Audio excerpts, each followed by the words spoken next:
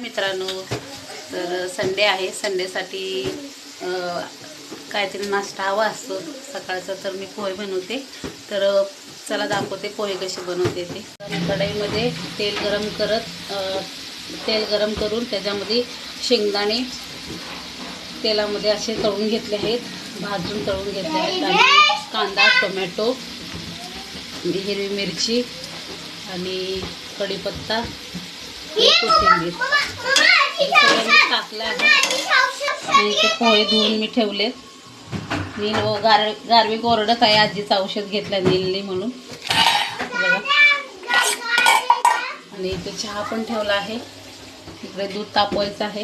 आणि ते आपलं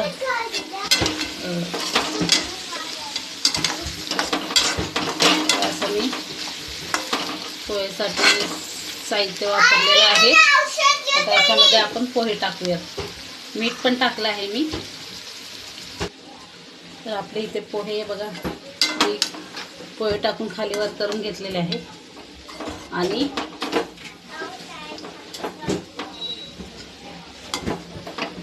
आपले पोहे तयार आहेत. 5 मिनिटं वाफेवर ठेवूया आपण. त्यानंतर बंद करूया गॅस. आणि चहा पण उकळला आहे.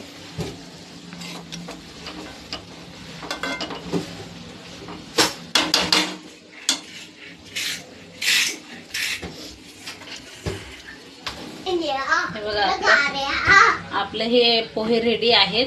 तर नेक्स्ट टाइमला मी तुम्हाला सुरुवातीपासून दाखवते कशी बनवते ते. तर त्याच्यावरून तुम्ही कोथिंबीर टाकू शकता.